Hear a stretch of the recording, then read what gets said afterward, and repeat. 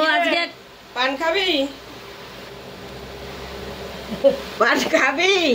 চাটা যখন খেয়েছি তো একটু পান খাই দে। দেখো বন্ধুরা, পান তো খায় না, দেখেছো? চা খেয়েছে, পান খাবে, তারপর যাবে। বুঝতে পেরেছো?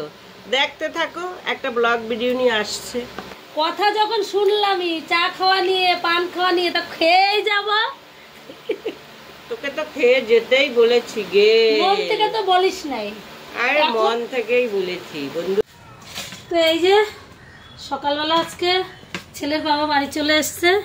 এই যে পেটির মাছ নিয়ে এসছে, কাতলা মাছ আর মাছের ডিম।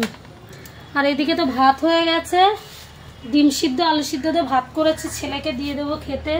আর এই যে কালকের কতগুলো পান্তা ভাত রয়েছে, কালকে দুধ রয়ে গেছে, এখন কি করব জানি না।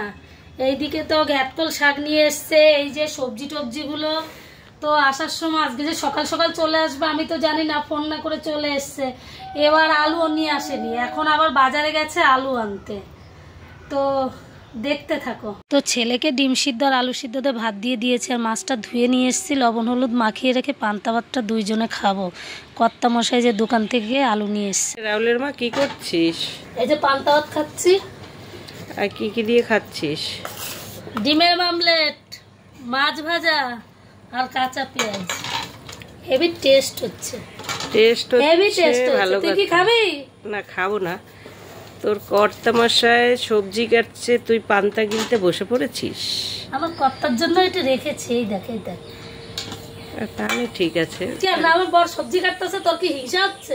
না, তুই একা গিলতে বসেছিস, তাই বললাম যে কর্তারে রেখেই গিলতে বসে পড়েছিস।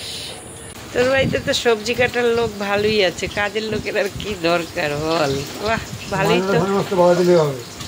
ছেলের বাবা সবজিটা কেটে দিয়েছে জন্য আমার রান্নাটা তাড়াতাড়ি হয়ে গেছে। এই না বন্ধুরা, দেখো, দেখছো তরকারি নিয়ে যাচ্ছি, দেখেছো? আমি রান্না করিনি, জানো? তোর বাড়ি দিয়ে খাবো। মজা করছি, মজা মজা।